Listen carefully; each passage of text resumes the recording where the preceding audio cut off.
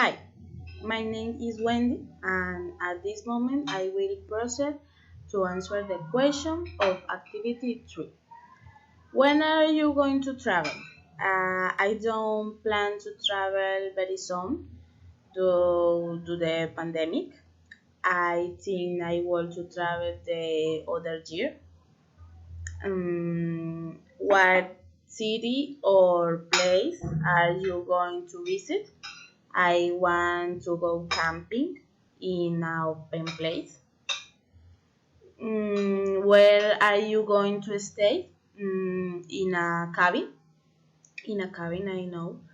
What are you going to wear? I plan to wear sport clothes to be able to go for walks and also comfortable clothes that are warm. Who are you going to invite to that travel? I want to travel with my boyfriend. What activity will you do in that place?